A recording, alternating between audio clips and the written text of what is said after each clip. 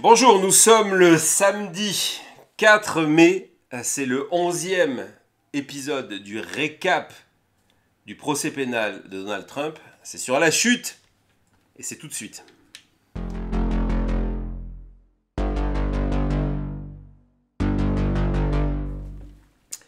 Voilà, donc heureux de vous retrouver, de poursuivre pour ceux qui étaient là avec nous cette émission où nous venons d'évoquer les sondages, la vérité, les vérités sur les sondages avec Jean-Marc Léger. Donc là maintenant on va revenir à ce procès. On vient de voir combien ce procès est important.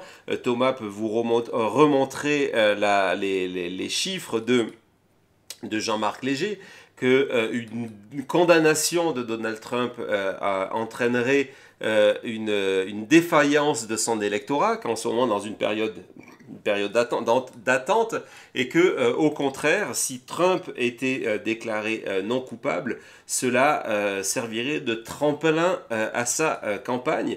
Donc c'est un procès à enjeu.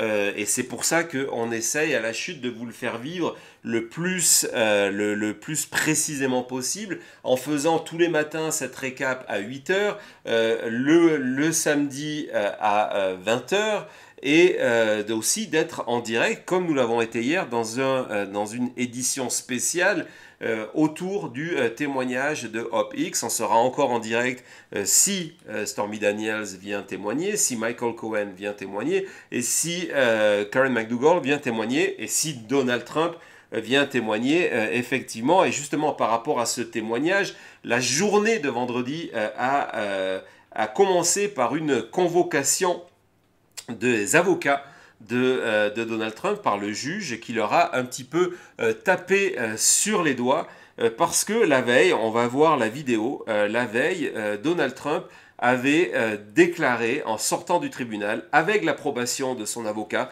et c'est l'approbation de son avocat qui a forcé le magistrat à agir. Il avait déclaré qu'il ne viendrait pas témoigner parce qu'il n'avait pas le droit de témoigner, parce qu'il avait son bâillon. On regarde tout de suite Donald Trump.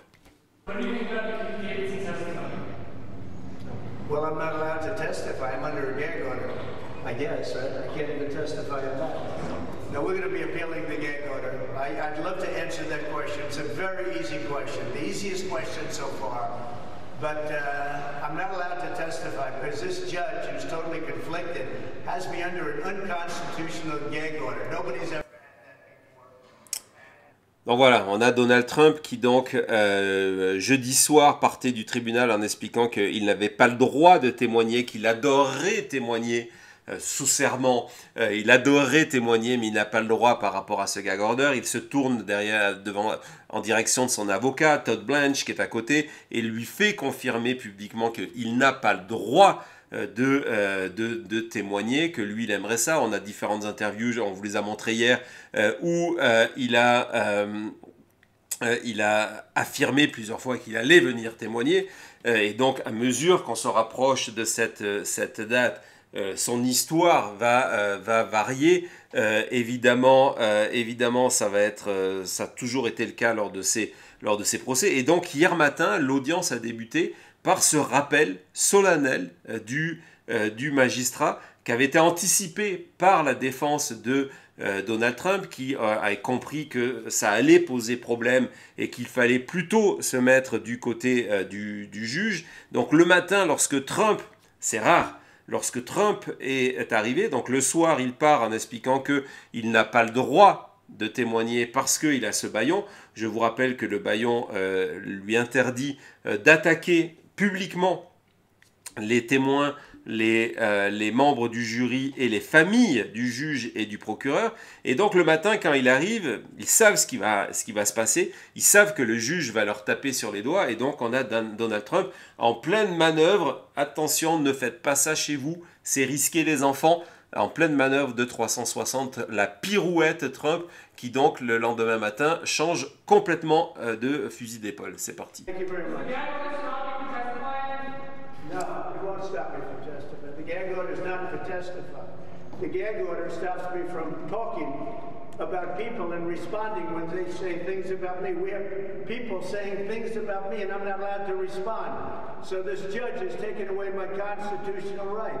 And as the Republican candidate and somebody that's leading Biden by a lot, I should be able to respond. But this guy's got me with a gag order. Now we're filing, I think today, a constitutional motion to get this out. We'll be filing a lawsuit on the constitutionality of it. But if somebody says something about me and I'm not allowed to respond, that's never happened before. Thank you.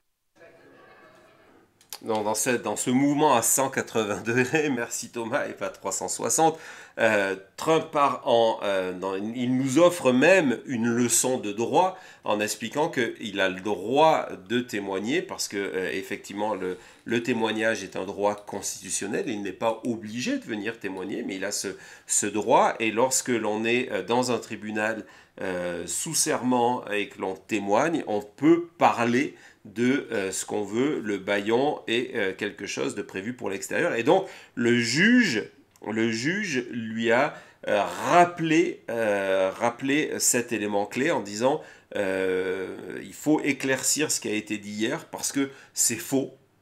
Il n'a pas utilisé le mot de mensonge, mais il a dit c'est faux. Il faut éclaircir ce qui a été dit la veille. Vous avez le droit de venir témoigner. Donc on verra si Donald Trump va témoigner ou pas.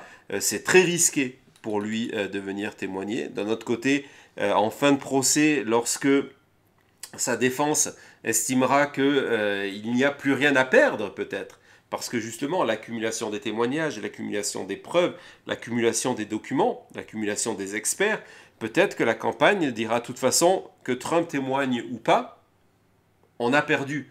Donc, tentons cette chance-là, que Trump vienne témoigner pour essayer, on en parlait tout à l'heure avec Jean-Marc, essayer qu'au moins un seul des membres de ce jury, de ces 12 citoyens de New York, décide de ne pas voter la culpabilité de Donald Trump, ce qui ferait qu'il n'y aurait pas de décision, ça serait hung jury. S'il y a hung jury du côté du procureur Bragg, il peut y avoir la décision ensuite d'organiser un nouveau procès. C'est à mon avis ce qu'il ferait dans ce cas-là.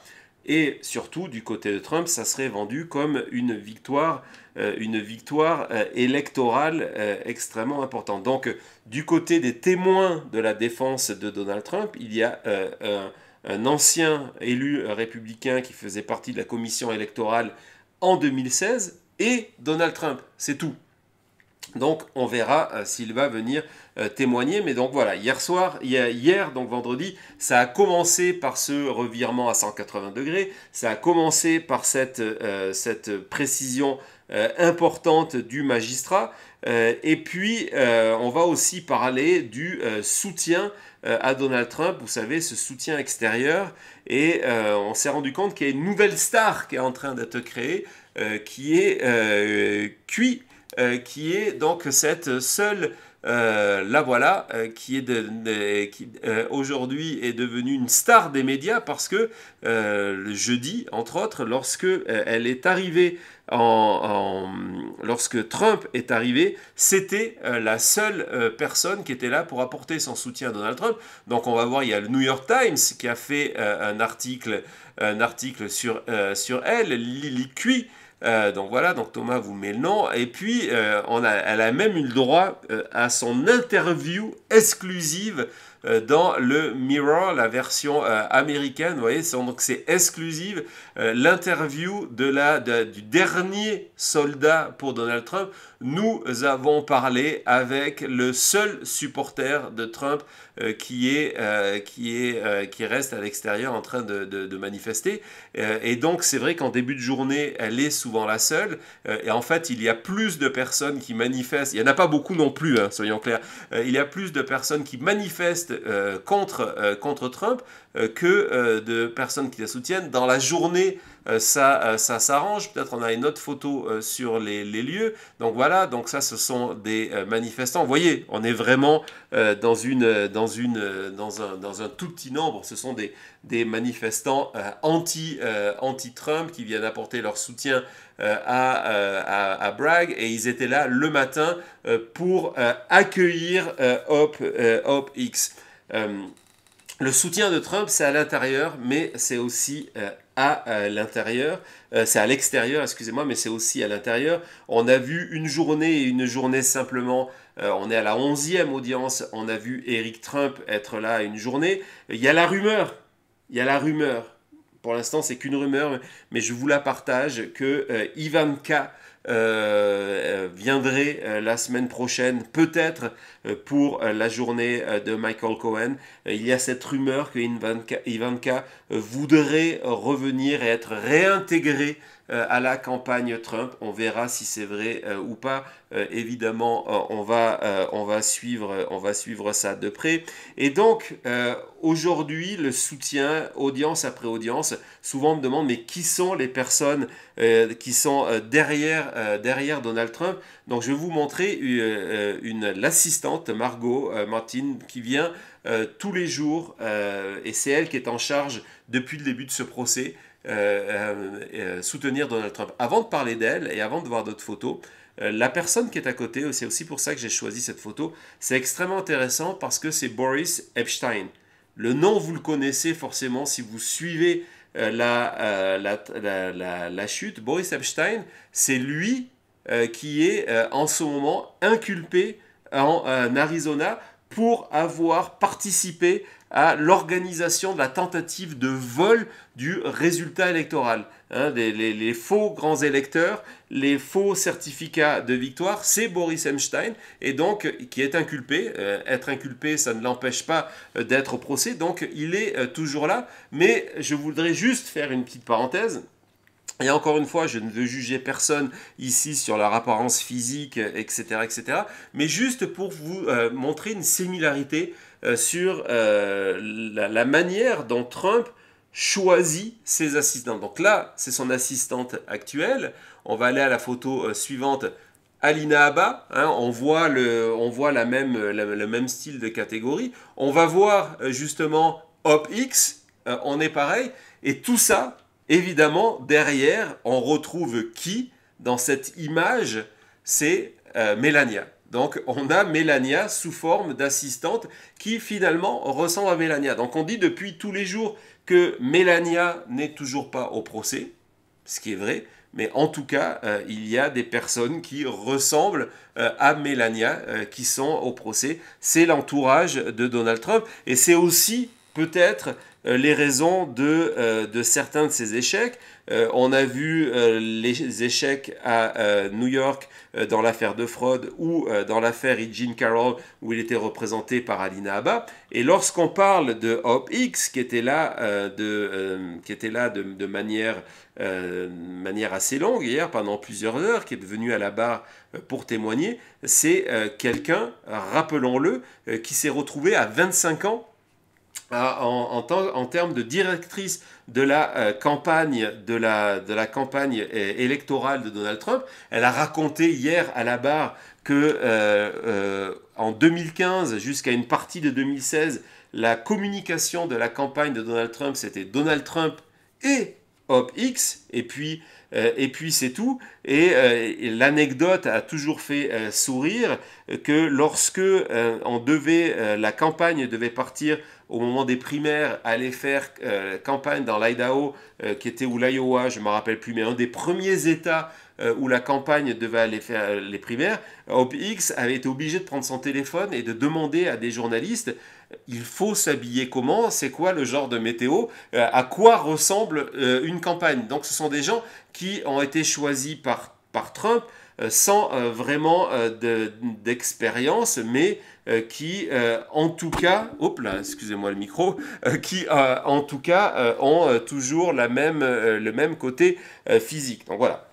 Fin de la parenthèse, on retourne donc sur OpX. OpX, comme je vous l'ai expliqué, elle a été l'assistante de Donald Trump de 2015 à 2018, donc à la Maison-Blanche. En 2018, elle a quitté la Maison-Blanche pour une carrière financièrement fructueuse à Fox News. Donc elle s'est retrouvée, mais pas à l'antenne, dans la direction de Fox News. C'est ce qu'on appelle les vases communicants. Et en 2020, elle est revenue à la Maison-Blanche. Elle était à la Maison-Blanche dans l'entourage de Donald Trump au moment du 6 janvier. Elle est restée jusqu'au bout. C'est quelque chose que la presse américaine a souligné hier, certains journalistes en tout cas, qu'elle n'a jamais démissionné. Et effectivement, ce qui est intéressant hier, c'est que elle est venue témoigner sous serment, en payant son avocat, venue témoigner parce qu'elle n'a pas d'autre choix que de le faire. Elle est déjà passée devant un grand jury en 2018. Elle a témoigné aussi auprès de la commission du 6 janvier. Mais c'est quelqu'un qui reste proche de Donald Trump. Pas proche en termes de contact. Officiellement, et elle a dit hier, ils ne se parlent plus depuis 2022. Pourquoi? Parce qu'en 2022, c'est lorsqu'elle a collaboré, en tout cas elle a répondu à quelques questions sur le 6 janvier, en expliquant, hein, au-delà de la publication de ces messages, de ces SMS du 6 janvier, en expliquant qu'elle avait elle-même dit à Trump qu'il avait perdu l'élection, qu'elle avait assisté à plusieurs réunions où l'entourage de Donald Trump lui avait expliqué qu'il avait réellement perdu l'élection, qu'il n'y avait aucun doute là-dessus. C'est des points importants parce que c'était un axe de défense de Trump, de disant qu'il pensait sincèrement avoir gagné l'élection. Là, il a été informé, document à l'appui, preuve à l'appui, il n'y avait aucun doute. Et donc, depuis, il ne parle plus à OpX, mais on l'a vu hier, et ça a été très bien exploité par l'avocat de Donald Trump, par Emil Bove, qui a fait le contre-interrogatoire après. Elle ne regrette pas ces années avec Trump, ces années formatrices. Elle continue à avoir une admiration pour Donald Trump et l'ensemble de la famille. Elle était devenue vraiment très proche avec Eric et avec Ivanka. Elle était quasiment considérée comme quelqu'un de la famille. Elle était très proche de Melania aussi. Et donc, il faut garder ça en tête sur ce témoignage. Et c'est un aspect qui a été utilisé par la défense. On va commencer par la contre-enquête, qui a été le contre-interrogatoire, the cross-examination, où il a utilisé cet aspect à plusieurs reprises pour faire dépeindre un Donald Trump qui était soucieux que sa famille apprenne son escapade sexuelle avec Stormy Daniels ou son affaire à plus long terme avec Karen McDougal. Encore une fois, les deux, je pense qu'on en a parlé hier, mais si c'est pas le cas, autant le dire maintenant. Les deux positions ne sont pas irréconciliables. Il pouvait être inquiet pour que sa famille apprenne tout ça, et en même temps organiser la non-divulgation de ces informations dans l'intérêt de sa campagne. C'est pas parce que c'est pas l'un ou l'autre, ça peut être l'un et l'autre. Et je sais que sa défense va essayer de nous faire croire que c'est l'un uniquement, que tout ce qu'il a fait, c'est pour protéger sa femme, pour protéger ses enfants, et ce n'est pas par rapport à la campagne. Alors que les deux, dans un monde, et qui d'après moi est celui de la réalité, les deux choses existent. Et donc l'avocat l'a utilisé pour ça. Il a utilisé aussi pour attaquer Michael Cohen. On sent que il n'y a pas beaucoup de respect et d'amour entre OpX et Michael Cohen. Donc et il y a eu ce moment qui est intéressant et qui va être exploité encore une fois pour la défense. Hein, il faut aussi mettre en avant les points importants de ce témoignage-là dans l'intérêt de la défense. L'idée de dire que Michael Cohen ne faisait pas partie de la campagne. Et donc, utilisable plus tard pour l'avocat de Trump de dire « Ok, certes, on admet tout ça, ça ne passera pas dit comme ça, mais je paraphrase, la faute, l'argent, même y compris cette espèce de fraude comptable, mais tout ça était fait pour d'autres raisons et était fait en dehors de la campagne. » Et hier, donc,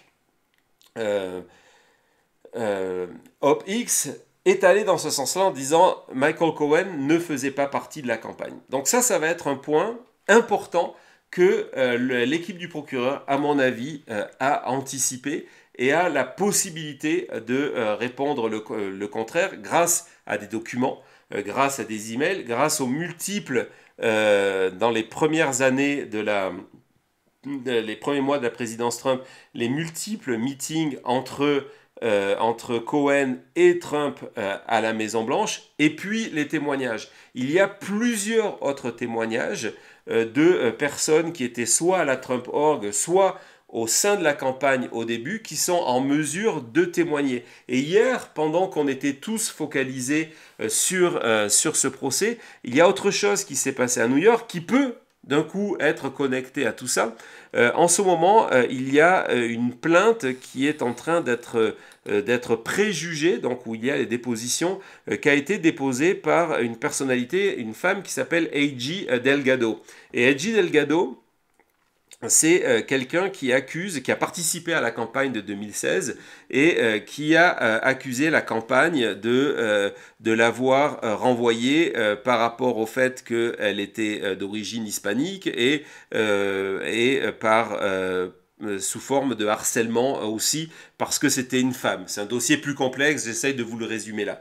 Mais en tout cas, ce qui est important, c'est que après une longue procédure, parce que évidemment Trump lui avait fait signer un accord pour ne pas l'attaquer, pour ne pas divulguer des informations, elle a réussi à faire annuler cet accord-là. Donc il y a une procédure qui est encore en cours menée par A.G. Delgado. Et dans ce sens-là, au même moment où OpX venait témoigner et expliquer que Michael Cohen ne faisait pas partie de la campagne, l'avocat de A.G. Delgado déposait, donc ce qui est du coup sous serment et de manière officielle, déposait Kellyanne Conway, qui a été la directrice de la campagne de Trump, qui a été une des premières à rejoindre la campagne de Trump. Et dans cette déposition, on lui a posé la question, l'avocat et A.G. Delgado lui ont posé la question du rôle joué par Michael Cohen, et Kellyanne Conway a confirmé qu'il travaillait, il faisait partie de la campagne, il était là pour les meetings, etc. etc.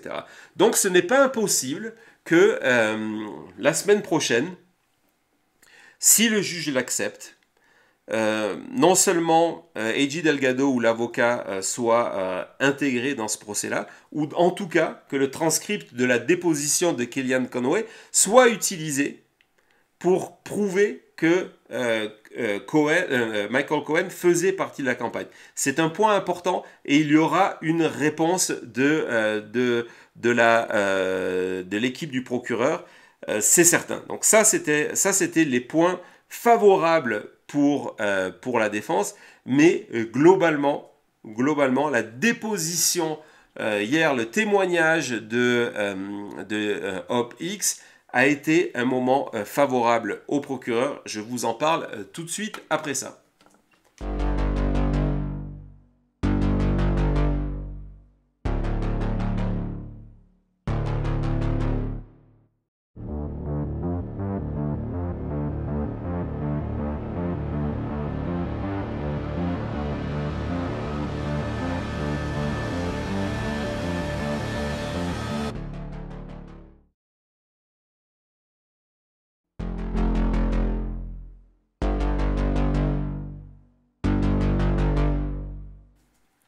Donc voilà, nous voilà de retour pour ce récap du 11e épisode du procès pénal de Donald Trump. Avant de repartir sur OpX et donc les moments qui ont été clés pour l'accusation, pour la future condamnation, hein, on en connaît les effets. Si Trump est condamné à New York, cela entraînerait un décrochage au niveau de son soutien. Je voudrais remercier Robert, on a vu tout à l'heure, du Québec. Il dit maintenant, je suis arrivé à l'écran, je suis devenu un super chatter. Merci Robert. Merci Richard aussi pour ton super sticker. J'imagine que du Québec, vous avez d'autant plus apprécié l'intervention de Jean-Marc tout à l'heure. Je sais que Richard attendait ce moment avec impatience. Et merci aussi à Mamie Nanou. Ben, voyez, on n'est pas du Québec, mais elle s'est aussi régalée avec Jean-Marc, comme tout le monde.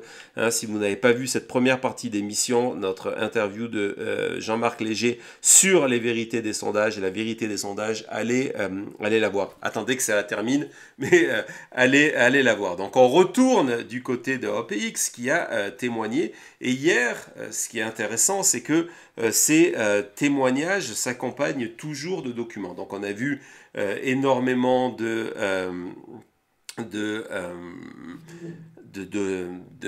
d'emails, d'extraits d'emails, d'extraits des transcriptions, de séries de messages qu'elle a envoyés avec Michael Cohen. D'ailleurs, c'est assez intéressant, c'est que d'un côté, elle dit que Michael Cohen n'est pas impliqué dans la campagne, mais de l'autre côté, il y a une accumulation de messages qu'elle envoie directement à Michael Cohen sur des thèmes de campagne. C'est quelque chose qui va être joué évidemment par l'équipe du procureur, et j'imagine que dans les plus de 15 000 messages qui ont été triés, il y a d'autres qui vont aller dans ce sens-là. Donc c'est pour ça que pour l'instant, il n'y a pas forcément une raison principale de s'inquiéter de l'impact de cette déclaration. Je pense que jusqu'à présent, au bout de cette 3e semaine, l'équipe du procureur a fait son travail pour montrer que chaque témoignage est étayé par de la preuve. Hein, ce n'est pas simplement ma parole contre votre parole, c'est ma parole et 150 documents pour prouver que ma parole est la bonne. Et donc, énormément du témoignage de X a tourné autour de la révélation, le 7 octobre 2016, un mois avant l'élection présidentielle, la révélation de l'enregistrement de Access Hollywood, cette fameuse vidéo où Trump se vante de pouvoir aller embrasser des femmes sans leur accord et de pouvoir les attraper par leur partie génitale. Et donc OpX a raconté comment l'impact de cette vidéo sur la campagne, avec une partie des républicains qui souhaitaient que Trump se retire de la campagne, l'arrêt des ressources financières pour Donald Trump par rapport à ça, et la peur de perdre une partie de l'électorat féminin que Trump avait absolument besoin pour gagner, en sachant qu'il y avait un calcul en se disant, ok, si on perd 5% de cet électorat-là, de la partie qui nous est assurée, on n'a aucune chance de gagner. Et donc c'était important d'établir ça parce que dans leur construction de leur démonstration, l'équipe du procureur était dans l'étape de montrer, voici le motif de Donald Trump d'avoir participé à ce complot pour empêcher les informations de sortir et donc aider sa campagne. C'est qu'il y a cet épisode du 7 octobre et la panique générale à la campagne. Et dans le cadre de ce témoignage, il y a quand même quelque chose d'intéressant, à la fois sur Donald Trump et à la fois sur qui est OpX. On va voir son message. La première réaction officielle, elle est la première, elle reçoit une communication officielle du Washington Post qui, avant de publier l'article, hein, c'est l'usage, avant de publier l'article, dit voilà, on a cet enregistrement, voici la transcription, on va sortir, est-ce que vous avez un commentaire? Et son premier réflexe, c'est ces informations qui ont été publiées hier, qui sont envoyées vous voyez, c'est urgent, envoyées à la totalité des membres de la campagne Trump, donc Steve Bannon, Kellyanne Conway, qui sont quelques étages plus haut à préparer le débat qui va arriver, le dernier débat de l'élection présidentielle. Et on voit qu'elle, tout de suite, hein, c'est sa propre initiative, elle dit deny, deny, deny, nier, nier, nier, mentir, mentir, mentir. Ça veut dire. Donc déjà, ça veut dire que à un moment clé, et je vous demande encore une fois de vous placer au moment de la place, à la place du jury qui est en train d'écouter ça, en plus des femmes, et on les a vues à ce moment-là, autour de tout cet épisode-là, on a vu le dégoût, on a vu le côté choqué, on va revenir plus tard sur tout ça, mais ce sont des éléments importants, parce qu'à la fin, c'est eux qui vont décider ou pas de la non-culpabilité ou de la culpabilité de Donald Trump, ces 5 femmes, donc, et donc ça veut dire que inconsciemment, on se dit, ok, là devant nous, on a Hope X qui est là, qui arrive à s'exprimer après un départ nerveux, etc., qui est charmante et tout le reste. Mais regardez, elle fait aussi partie de ce système-là de mensonges autour de Donald Trump. C'est elle la première qui a demandé que l'on mente. Et donc ça, c'est un point qui n'est pas le point principal de ce qui a été dit, mais qui est un point à garder en tête.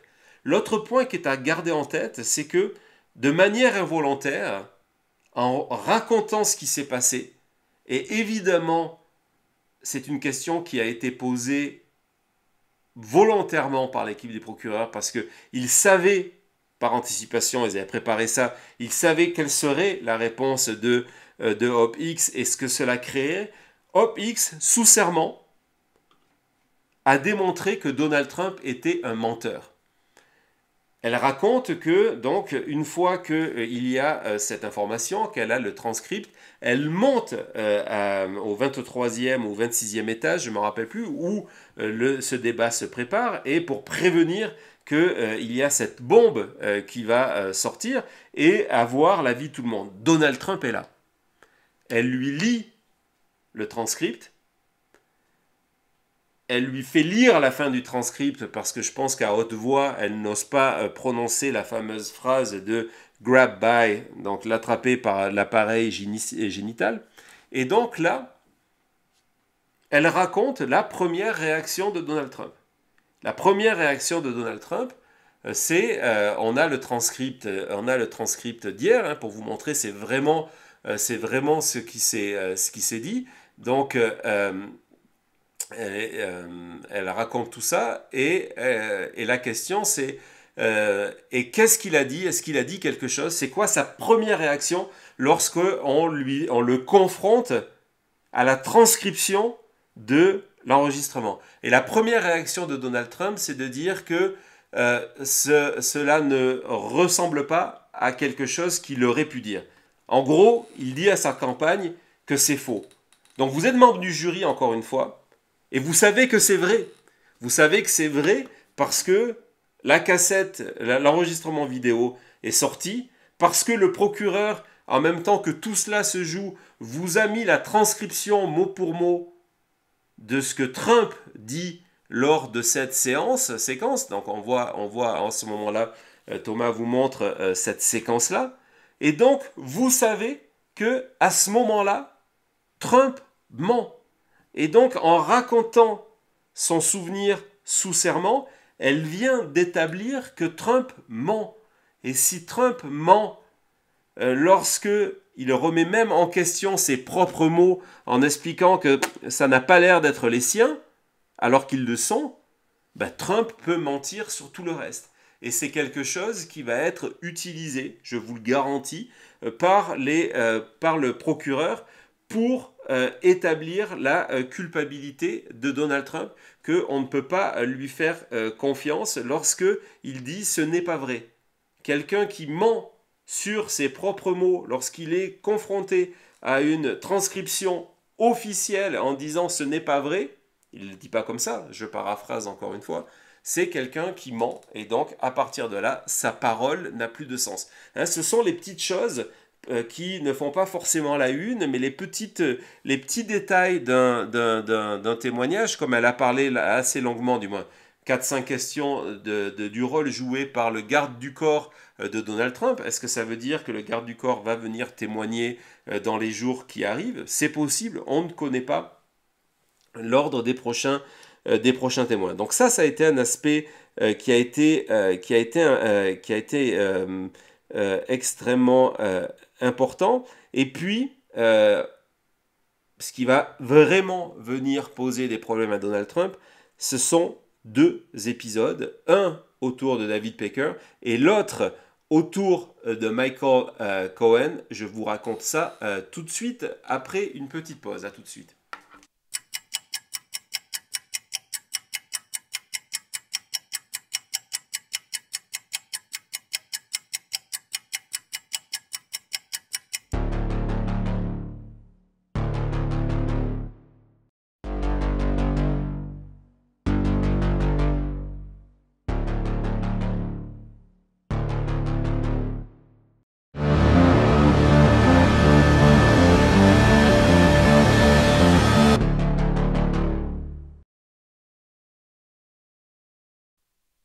Voilà, vous êtes plus de 4300 à nous suivre entre Twitter et ici sur YouTube. Si vous nous suivez pour la première fois sur YouTube ou sur Twitter, venez sur YouTube, inscrivez-vous à la chaîne. On approche les 14 000 membres de notre chaîne. C'est complètement gratuit, c'est une manière formidable de nous soutenir. Cliquez sur sonnette de notification, laissez-nous un pouce. Vous savez, tout ça c'est vraiment important pour la chute et pour soutenir notre présence lorsque c'est nécessaire. Jean-Marc Léger vous a raconté combien ce procès est important, donc c'est pour ça qu'on veut continuer via les récaps, via les émissions, les éditions spéciales, on veut continuer à vous le raconter de l'intérieur, donc venez vraiment, abonnez-vous à la chaîne, et en plus de ça, on approche aussi, hein, ça va se passer en début de semaine, peut-être on sera en direct, peut-être on ne le sera pas, on approche le 1 000 000 de vues, c'est énorme, c'est symbolique, mais c'est énorme. 1 million de vues sur la chaîne de la chute, ça paraît complètement fou. Donc voilà, merci à vous en tout cas, ce succès comme je le dis, c'est aussi le vôtre. Merci à Franck qui est devenu également un membre des Teams La Chutiste. C'est une manière sympa de nous soutenir, ça vous permet d'avoir accès à nos emojis. Bon, il y a des emojis qu'en ce moment on n'utilise pas beaucoup, comme celui de Fannie Willis. On va en utiliser, petite parenthèse sur Fannie Willis, et parce que aussi elle touche ce qui se passe autour de ce procès-là, lorsqu'on parle de Bayon et que vous avez Donald Trump qui vient vous raconter qu'on l'empêche de s'exprimer, etc. Hier, il y a eu l'inculpation d'un électeur pro-Trump en Californie pour menace de mort envoyée à Fannie Willis. Et ce qui est en plus complètement troublant, c'est que dans les menaces de mort envoyées à Fannie Willis, il utilisait une terminologie qui est utilisée en permanence par Trump. Hein, vous pouvez aller faire des recherches à ce sujet-là. On aurait pu vous montrer un montage vidéo en disant qu'il allait l'abattre like a dog, comme une chienne. Et cette expression like a dog, c'est quelque chose que Trump utilise en permanence pour essayer de descendre verbalement ses opposants politiques en disant qu'ils ont fui comme un chien, ils ont pensé comme un chien. En tout cas, ce like a dog, c'est quelque chose qu'on entend énormément dans la bouche de Trump. Et donc voilà, donc Fannie Willis, on va en reparler très vite parce que ça devrait bouger prochainement du côté de Fulton County. Tout le monde attend un petit peu de voir ce qui se passe au niveau de la Cour suprême, mais il y a des procédures en cours, donc on devrait revenir sur Fannie Willis. Mais voilà, menace de mort sur Fannie Willis, c'est le prix de tenter d'exercer la justice, de tenter de poursuivre Donald Trump devant les tribunaux. C'est les déménagements à la dernière minute, c'est au milieu de la nuit, c'est les menaces de sécurité, c'est la nécessité d'être accompagné par des gardes du corps, et c'est aussi au quotidien, c'est quelque chose que Fannie Willis avait dit, l'impossibilité d'avoir une vie normale pour toujours, parce qu'elle a osé s'en prendre à Donald Trump et de faire son travail de procureur de Fulton County. Donc voilà, donc ça c'était pour la parenthèse. On revient, donc merci Franck, c'est ça, pour avoir rejoint, à toi d'utiliser maintenant tes emojis. On revient donc sur OpX, sur les 2 points importants. Donc le premier point, c'est que lorsqu'on lui a fait raconter, encore une fois, hein, ce qu'il faut que vous compreniez, on n'est pas dans la salle d'audience, mais projetez-vous ça, c'est que lorsque le procureur fait raconter quelque chose à OpX, là, autour de David Pecker, en fait, il lui fait raconter sa version de quelque chose que David Pecker a déjà raconté. Donc, d'un coup, vous êtes jury, et vous êtes membre de ce jury, vous êtes juré, et vous avez 2 personnes qui vous racontent la même histoire. Donc, forcément, cette histoire est vraie. Et en plus de ça, comme ça ne suffisait pas, et qu'une partie de la communication entre ces 2 personnes, ici David Pecker et OpX, passe par email ou par texto, en même temps, tout ça est projeté pour le jury. Et donc, d'un coup, vous avez des moments qui sont extrêmement solides et qui sont terribles contre Donald Trump. Et ici, c'est le fait que Trump, et c'est quelque chose qu'avait déjà raconté Pecker, c'est lorsque le Wall Street Journal, la veille de l'élection, et c'est trop tard pour influencer le scrutin, la veille de l'élection veut sortir cette histoire sur Karen McDougal et le fait que AMI, donc la compagnie à qui appartient National Enquirer, est allée acheter cette histoire pour ne pas la publier, pour l'étouffer, pour aider la campagne de Donald Trump. Et là, donc, OpX raconte comment elle a des discussions avec Donald Trump sur le sujet. Donc, Donald Trump est au courant de ce qui est en train de se passer, hein, ce qui correspond à ce portrait qui a été établi de Trump qui est au courant de tout et ne laisse pas prendre des décisions aux autres. C'est important parce qu'il ne peut pas après se cacher sur l'idée de dire « mais moi je n'en sais rien, ce sont mes avocats, c'est mon équipe de communication, j'ai été juste victime de leurs décisions ». Et non seulement Trump va demander à OpX ce que pense de la situation David Pecker, qui est le patron de AMI, mais en plus de ça, va lui demander le numéro de téléphone portable de Pecker, et le lendemain, lorsqu'ils en reparlent, Trump va dire à OpX « c'est bon, j'ai eu David, je m'en suis occupé ». Donc c'est la preuve, hein, ça va être mis en avant par l'équipe du procureur, que Trump est impliqué directement dans ces affaires-là. C'est le cœur de une condamnation pour cette idée d'un délit majeur qui peut amener à cette fameuse prison, et donc peine de prison. Et donc OpX a confirmé ça, laissez-moi 2 secondes. Et puis il y a ce deuxième épisode, et c'est celui qui est la dernière chose qu'elle va raconter à la barre, où personne aujourd'hui peut interpréter, vous savez pourquoi OpX s'est mis à pleurer. Est-ce qu'elle s'est mise à pleurer? Elle s'est mise à pleurer techniquement au début du contre-interrogatoire qui a lieu 2 minutes, un petit peu moins de 2 minutes après ce que je vais vous raconter. Est-ce qu'elle s'est mise à pleurer parce que sous stress de 2 heures d'interrogatoire, elle est enfin soulagée, hein, elle était extrêmement nerveuse et elle s'est mise à pleurer pour ça? Peut-être. Est-ce qu'elle s'est mise à pleurer parce que Emil Bove vient de lui demander de se souvenir de ses premières années auprès de Trump, et donc la nostalgie du moment l'a fait craquer? Ou est-ce qu'elle s'est mise à pleurer parce qu'elle vient de se rendre compte de ce qu'elle a dit par rapport à Michael Cohen? Et dans tous les cas, la réponse est la suivante. On s'en fout de savoir pourquoi elle s'est mise à pleurer, peu importe.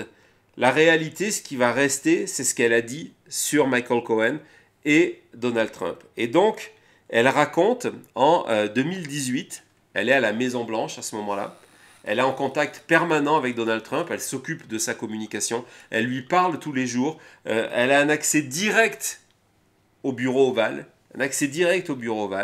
et elle discute avec Trump sur le fait que le New York Times, je pense que c'est le New York Times à l'époque, sort l'histoire de Cohen et de Stormy Daniels. Trump est à la Maison Blanche, il est président des États-Unis. Et à ce moment-là, Trump, et c'est ce que raconte, et c'est ce que évidemment va jouer le procureur, fait 2 révélations. Déjà, première chose, il explique à OpX que Michael Cohen a payé Stormy Daniels, c'est 150 000 $ par pure générosité, bonté, pour aider Donald Trump. C'est sa ligne de défense pendant très longtemps, ça a été sa ligne de défense pendant très longtemps. Quand le procureur demande à X si elle pense aussi que Michael Cohen a fait ça par générosité, X est obligé d'avouer que non, ce n'est pas possible, que ça ne correspond pas à sa personnalité, que ce n'est pas lui, et que donc elle n'a pas cru Donald Trump. Ce qui veut dire que si Cohen a payé et que ce n'est pas par pure générosité et qu'il a décidé de prendre un crédit de 150 000 $ pour aider Donald Trump, c'est qu'on lui a demandé de le faire. C'est ce que là, dans les jours prochains, c'est ce que le procureur va établir en partant de ce point de OpX qui aujourd'hui, qui continue à supporter Donald Trump, qui continue à admirer Donald Trump, on parle ici d'admiration, a reconnu que Trump mentait et que cette histoire de Cohen qui fait ce crédit pour Trump est fausse. Premier point. Et deuxième point, et c'est le plus important, et ce qui est peut-être à l'origine du moment où elle s'est mise à pleurer parce qu'elle a compris qu'en une déclaration, elle vient de prouver la totalité du dossier du procureur, et donc la culpabilité de Donald Trump, c'est lorsque Trump lui confie, ce que raconte OpX sous serment, que heureusement que cette affaire n'est pas sortie avant la campagne, parce que ça l'aurait empêché, je paraphrase encore une fois, c'est une discussion, l'aurait empêché d'arriver à la Maison-Blanche. Et c'est tout le cœur du procès, démontrer que Trump a fait ses fraudes comptables pour altérer le résultat de l'élection présidentielle. Et hier, OpX à la barre, juste avant de se mettre à pleurer, est-ce que c'est lié ou pas? Dans tous les cas, elle a confirmé ça avec Trump lui-même, qui est en train de dire que c'est bien que tout ça ne soit pas sorti avant l'élection présidentielle.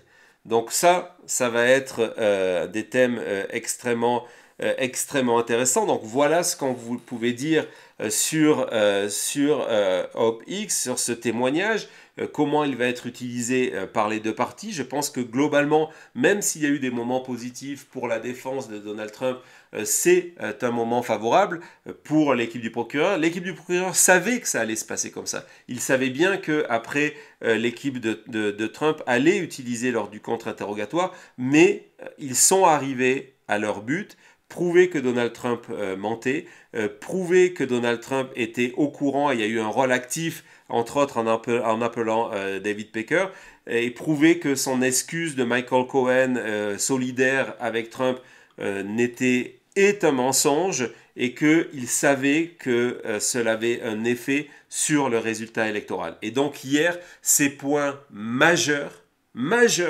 ont été prouvés à la barre. Et donc à la fin de cette deuxième semaine de débat, troisième semaine du procès, c'est encore un avantage vers la condamnation de Donald Trump, d'autant plus, je vous le rappelle, que dans le fonctionnement émotionnelle et intellectuelle des membres du jury. C'est pas comme dans les films hollywoodiens où la plupart des jurys attendent la dernière seconde pour se décider après la plaidoirie. La plupart du temps, l'avis des jurys, il y a des études scientifiques, quantitatives qui ont été faites sur ça, l'avis du jury est établi assez rapidement dans les débats et tout le reste est un biais de confirmation. Et c'est pour ça que la manière dont les procureurs a construit son dossier est de permettre de convaincre et confirmer. Convaincre et confirmer. Voilà OpX, on va ouvrir, après une petite seconde de pause, on va ouvrir un autre aspect de ce dossier. J'utilise souvent le terme de épisode, on est dans le récap de l'épisode 11. Un autre aspect du procès qui, d'après moi, va être défavorable à Donald Trump. Je vous en parle tout de suite dans le récap de la chute. À tout de suite.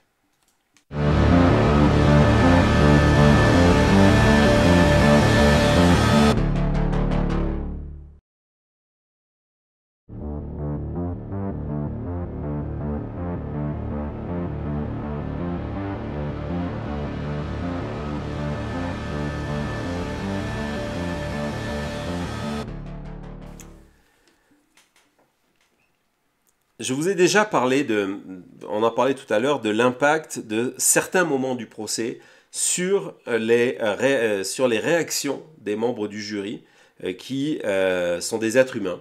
Donc on voit à quel moment ils sont intéressés, on voit à quel moment ils sont passionnés. On se rend compte que pour l'instant, aucun d'eux ne croise le regard avec Donald Trump. Ce qui est un mauvais indice pour Donald Trump. Ce sont des gens qui vont le condamner. Donc, ils ne veulent pas croiser leur regard avec le sien. Et hier, c'est ce qui s'est passé. On a vu la réaction du jury lorsque, par exemple, il y a eu cette lecture de la transcription de la cassette d'Access Hollywood. On a vu la réaction du jury lorsque OpX a raconté tout ça, sa réaction à la découverte de l'information, son deny, tout ça, ça a fait des réactions. Et aussi, c'était extrêmement bien joué dans la construction du dossier de l'équipe du procureur. Il y a eu cette volonté d'établir la cruauté de Donald Trump. La cruauté de Donald Trump, il n'y a pas d'autre mot. Donc déjà, il y a eu le tweet qui a été réutilisé, qui a été accepté d'être utilisé. Ce tweet que Trump a publié récemment, au début, hein, lorsque la saison des procès allait s'ouvrir, il a publié ce tweet en disant « Si vous vous prenez à moi, je vais me charger de vous ». Un tweet général, il a sorti une excuse bidon pour le justifier, mais en tout cas, c'était sur Truth Social, excusez-moi, c'était pas un tweet, c'était sur Truth Social, c'était un truth. J'ai du mal à dire le mot truth avec Trump, excusez-moi. Et donc, le procureur a fait projeter ce truth avant justement le témoignage de OpX, et j'ai trouvé que c'était une introduction à la matière qui était assez excellente. C'était de dire, voilà, vous allez entendre des témoins, dont certains de l'entourage de Donald Trump, certains très proches, la chasse gardée, OpX, la gardienne des secrets de Donald Trump. Mais n'oubliez pas ça, c'est que au-dessus de leur tête plane cette menace. Au-dessus de leur tête place cette menace. Réaction forcément du jury sur ce niveau-là. Hier aussi, il y a eu plusieurs vidéos qui ont été projetées aux membres du jury. Il y a eu cette vidéo, on va la revoir parce qu'elle est importante, qui a été projetée, qui date justement de octobre 2016. Une vidéo écrite par la campagne de Donald Trump. Donald Trump y a participé. Où c'est déjà un document extrêmement rare parce que c'est le seul moment qu'on connaît public où Trump va présenter des excuses.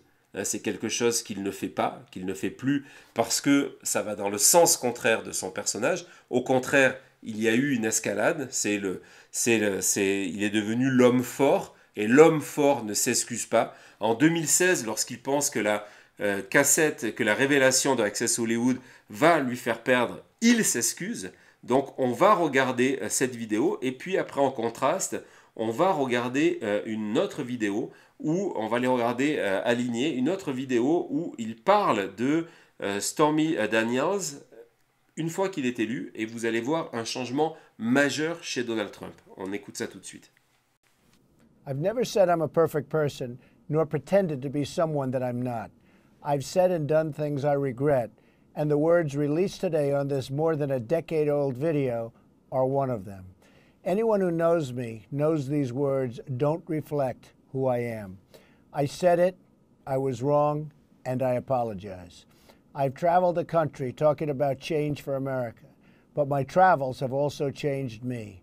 I've spent time with grieving mothers who've lost their children, laid off workers whose jobs have gone to other countries, and people from all walks of life who just want a better future.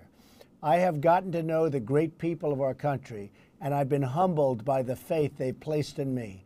I pledge to be a better man tomorrow and will never, ever let you down. Let's be honest, we're living in the real world. This is nothing more. Donc voilà, donc première vidéo, on vous a passé l'intégralité hier, première vidéo avant la campagne où Trump s'excuse, attaque personne, il va attaquer les Clinton, mais n'attaque pas ce qui s'est passé, il reconnaît sa faute, il promet d'être un homme meilleur, que là ce ne se reproduira pas, que c'était des bêtises qu'il a dit il y a longtemps, donc présente ses excuses avec des longues phrases sensées. Donc les membres du jury entendent cette vidéo et connaissent les faits qui se sont passés après, et pour leur rappeler les faits qui se sont passés après, on projette la vidéo suivante qui date de 2018, excusez-moi, qui date de 2018, il me semble, et en 2018, il n'a plus la pression d'être élu, et donc voyez le changement de ton chez Donald Trump. The District Attorney of New York, under the auspices and direction of the Department of Injustice in Washington, D.C., was investigating me for something that is not a crime, not a misdemeanor, not an affair. I never liked horseface. I never liked it. I never, just not. It's a terrible thing. That wouldn't be the one. There is no one. We have a great First Lady. Voilà, donc c'est une vidéo beaucoup plus récente. Il y a eu une vidéo aussi dans le même esprit de 2018 où on voit un contraste complètement, où Trump n'a plus besoin de ces excuses-là et d'un coup il parle avec une cruauté. Il utilise le mot de horseface pour parler de Stormy Daniels, de face de cheval, chevaline, c'est extrêmement péjoratif. Et donc c'est devenu sa marque déposée. Et d'ailleurs, hier, avant d'arriver au procès, je vais vous montrer sur Truth Social, lorsque je vous parle de cruauté chez Trump, sur Truth Social, hier, ce qu'il a posté comme solution à la crise migratoire et à la sécurité de la frontière. Donc voilà, il propose en reprenant un mème de dire voilà, qu'il y ait des alligators dans le Rio Grande, et en disant c'est la sécurité que je recommande pour notre frontière, je vous garantis que ça va marcher. Au-delà de l'humour douteux, on sait que lorsqu'il était à la Maison Blanche, il a fait travailler un comité enquêter sur la manière de piéger le Rio Grande, d'utiliser des crocodiles pour manger les immigrés qui essayaient de traverser la frontière. Donc il y a un culte de cette cruauté-là. Et pourquoi, on ferme la parenthèse, on revient à la déclaration sur Stormy Daniels. Pourquoi je vous en parle? Parce que hier, lorsque le jury a été confronté à ces mots, à ces attaques, à ce ton méprisant de Trump, il y a eu un effet visible sur leur attitude, sur leur visage. Lorsqu'il a utilisé le mot de horseface, il y a eu au niveau des membres du jury des grimaces en disant « Aïe, c'est quand même extrêmement dur ». Et ces mots extrêmement durs, c'est la personne qui est en train, là, en face de nous, c'est cette personne-là qui les a prononcés. Et donc tout ça c'est des formes d'encouragement qui font que à la fin, le jury va être encore plus disposé à condamner Trump parce que au-delà des faits qui sont le plus important, on leur a démontré qui était le personnage qui est en face d'eux. Donc voilà, donc ça c'était pour la cour. Comme d'habitude, on termine là, il n'est pas le matin, donc par une sucrerie. On va revenir sur cette espèce d'environnement autour du procès, cette vision de Fox contre le reste du monde, parce que on en est là. Je vais vous projeter, si vous ne l'avez pas encore vu, cette courte vidéo faite par The Media's Touch sur l'épisode de la livraison des pizzas. On le savait, on avait raconté que c'était quelque chose qui était ce qu'on appelle un photo-op, mais ils ont démontré, vidéo à l'appui, comment tout ça, cette livraison des pizzas à la caserne des pompiers de New York, ou dans une des casernes des pompiers de New York, où en plus on s'est trompé au niveau du nom des pompiers au moment de Truth Social, que tout ça était préparé en avance, et donc on regarde cette courte vidéo.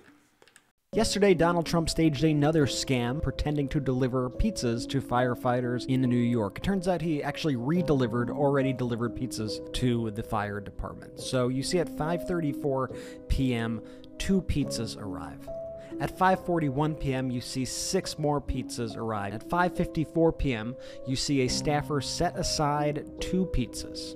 Then, at 5:57 p.m., you see a staffer walk 2 pizzas to Trump as Donald Trump arrives to the location. At 5:58 p.m., Donald Trump arrives to the location, and you see him accept the pizzas from the staffer and then re-deliver them to the firefighters. And you can see the way Donald Trump is even handling these pizzas, that if there is anything even in these boxes, these pizzas are completely destroyed. The cheese is everywhere. It's a total mess. Then at 6:01 p.m., you see Donald Trump inspecting the pizzas. At 6:10 p.m., Trump leaves the cold pizza there and leaves the photo op. Another successful scam. Donc voilà, donc c'est la démonstration d'une opération de communication qui après joué à l'envie. On a montré ça sur les médias pro-Trump pour montrer comment Trump est proche du peuple. On a même le sentiment que ces boîtes sont vides. Donc voilà, donc ça c'est d'un côté vous avez la vision idéalisée niveau mythe du côté de Fox News et de OAN, et puis la réalité, pour l'instant, tous les événements que Trump a créés autour de son procès, son meeting avec des syndicalistes et des travailleurs. On a vu que c'était en fait des gens du Parti républicain, dont certains poster des casquettes en disant qu'ils étaient des travailleurs syndiqués, et ce n'était pas le cas, etc., etc. Et son intervention à Harlem, où c'était les mêmes personnes qui avaient des vêtements différents cette fois-ci, pour aider à ce moment improvisé et populaire. Donc voilà, on est dans de la campagne électorale et dans de la mise en scène de l'information. Et donc vous savez que dans ce cadre-là, Fox News continue de victimiser Donald Trump. Il y a eu sur les réseaux sociaux la circulation, dans certains médias pro-Trump, de la photo des toilettes. Par exemple, je vous en parle souvent en expliquant que ce tribunal, c'est la réalité, c'est un bâtiment de la fin des années 40, des années 50, où il fait froid et où les conditions, c'est le vrai monde, hein. Il n'y a pas de toilettes dorées, donc il y a eu les toilettes du procès de l'étage, c'est le 15e étage, ou au 14e étage où se joue le procès. Et puis, Fox News, qui n'a peur de rien, après avoir comparé Donald Trump à un probable Nelson Mandela, après avoir expliqué que son sort était pire que les terroristes de Guantanamo, il restait quoi au catalogue? Et il restait une seule chose, les tueurs en série, les serial killers. Hein, c'est un sujet américain et donc on n'avait pas encore utilisé cette carte-là. On n'avait pas encore utilisé cette carte-là. Et hier, Fox News, Pam Bondi, qui travaille pour Donald Trump, d'accord, c'est une responsable de la campagne de Donald Trump, ancienne avocate, ancienne qui s'y connaît aussi en manipulation du coup de l'opinion, est venue nous raconter que la manière dont Donald Trump est traité par le magistrat est pire que celle d'un tueur en série. Non, je n'exagère pas, on regarde la vidéo.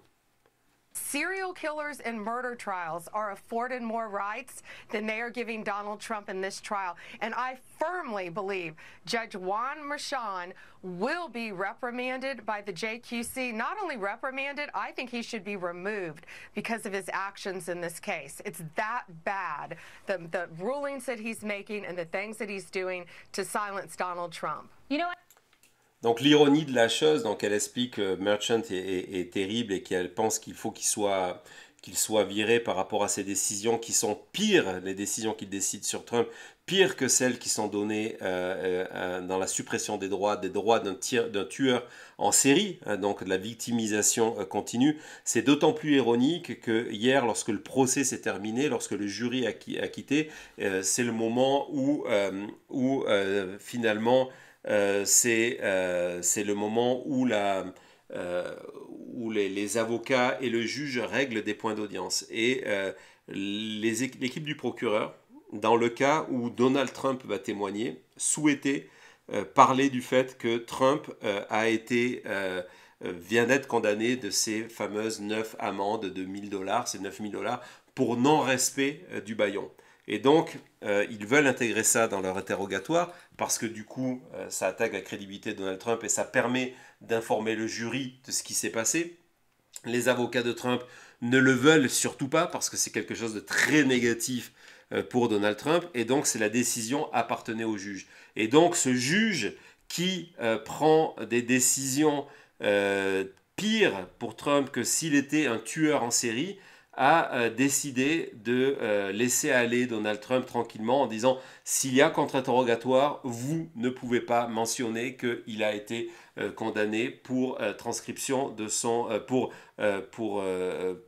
non-respect de son gag order, de son bâillon. Donc il a pris une décision favorable, presque généreuse pour Donald Trump. Donc à un moment, ça c'est la réalité du procès, et la réalité de Fox News contre le reste du monde, c'est que voilà, Donald Trump, Nelson Mandela, les terroristes et les tueurs en série. Voilà, c'était le 11e épisode, le récap du 11e épisode du procès pénal de Donald Trump.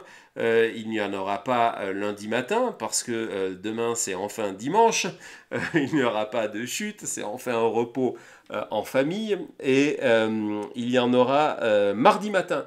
Lundi matin, donc il n'y a pas parce qu'il n'y a pas d'audience, donc on se retrouve mardi matin à 8h pour le récap du procès pénal, ce sera le 12e épisode du procès pénal Donald Trump. C'est une semaine clé. On va voir si, pour cette 4e semaine, si le procureur décide, l'équipe du procureur décide de faire venir très rapidement Stormy Daniels, Karen McDougal et ou Michael Cohen, ou va préférer aller dans le côté technique du procès, qui est celle sur les malversations financières, ces fameuses fraudes comptables, hein. Il va falloir les prouver, il va falloir les démontrer.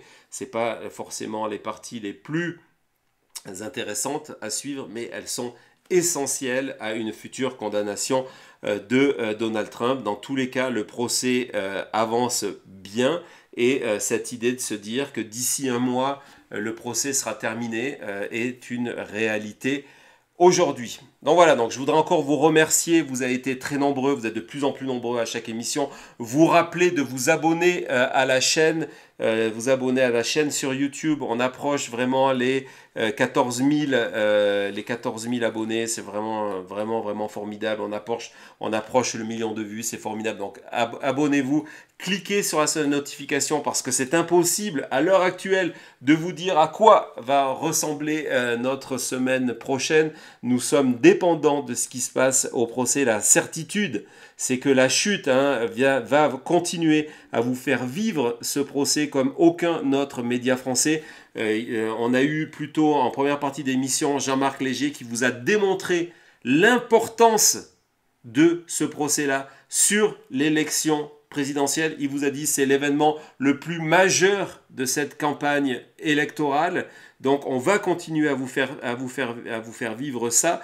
Et donc de votre côté, abonnez-vous à la chaîne. C'est aussi une manière de nous soutenir. Laissez-nous un pouce, laissez des commentaires. Ça nous aide énormément contre les raids de trolls. Et oui, il y en a. Merci aussi à celles et ceux qui se sont abonnés sont devenus des membres de l'équipe Team Les Chutistes qui ont accès aux emojis, c'est une manière sympa de nous soutenir. Merci à celles et ceux, j'ai eu des notifications, qui sont allés s'inscrire sur Kiss Kiss Bang Bang et qui donc vont pouvoir me rejoindre pour l'after de la chute, donc sur notre chat Telegram pour pouvoir discuter de tout ça. On va essayer de voir comment vous amener Jean-Marc Léger à un moment ou à un autre sur le chat pour discuter et répondre à vos questions.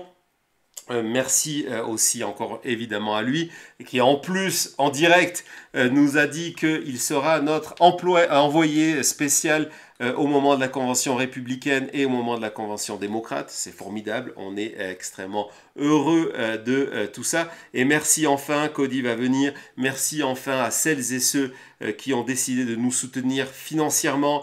Nous sommes un programme 100% indépendant, pas de publicité, pas de magazine derrière, pas de chaîne de télévision. C'est vraiment c'est grâce à vous, c'est votre soutien. Et donc merci à toutes celles et ceux, vous avez été nombreux, qui sont passés par Super Chat. Je vais laisser la place à Cody qui va venir vous remercier personnellement. C'est important. On y tient, je vous retrouve dans quelques minutes sur l'after de la chute, sur Kiss Kiss Bang Bang, sur Telegram. Et puis, on se retrouve sûrement lundi ou mardi dans tous les cas. C'était donc le récap, c'était la chute, c'était une émission sans fin, mais extrêmement passionnante. Merci d'avoir été encore une fois au rendez-vous. Merci de votre soutien et à très vite. Bonne journée, bonne soirée, bon week-end.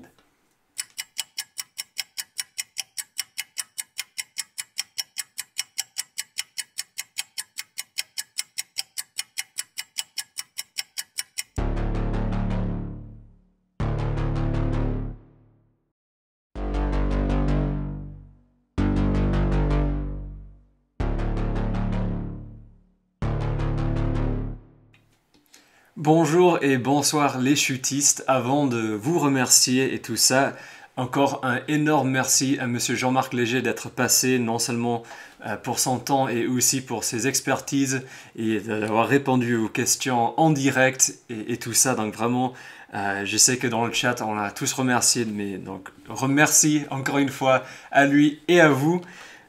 Thomas, si on pourrait mettre les super chats s'il te plaît, je sais qu'aujourd'hui il y en a eu énormément et aussi on commence, il y a eu, on fera plus tard un membre chutiste sur YouTube, donc on n'oubliera pas ça. Merci Technique Spatiale, Dr Groot, Isabelle, Daniel, Johan, 3 CPR, je sais qu'il y en a plusieurs mais j'ai perdu le compte, désolé, Pierre, Marie-Laetitia, David, un très grand merci pour Olivier, Diane, Vincent, Thierry, Jean-François, Maminanou, Stéphane, encore un 3 CPR, Nathalie, Robert, et encore un grand merci pour Richard, Philippe, Anthony, et Belgarade le sorcier, et on a eu Franck qui a rejoint les chutistes. Donc si vous aussi vous avez envie d'avoir accès aux emojis et au badge de la chute, abonnez-vous, plutôt pas abonnez-vous, mais il y a le lien dans la vidéo pour rejoindre les chutistes. Sinon, je vous ai mis le lien KissKissBankBank, donc aussi un merci à nos chutistes KissKissBankBank. William est déjà dans le chat pour l'after de la chute pour répondre à vos questions. Moi, je viens, dès que c'est terminé, on ne va pas faire les deux choses en même temps. Et sinon, merci beaucoup pour tous vos commentaires, tous vos pouces et ceux qui s'abonnent. On s'approche vraiment des 13 700, donc bientôt les 14 000. On espère les dépasser avec vous en direct et aussi également le 1 million de vues. Très très prochainement, sûrement lundi, on fêtera ça avec vous en direct. En tous les cas, merci encore une fois à toutes et à tous pour votre soutien. C'était La Chute, on se retrouve très bientôt.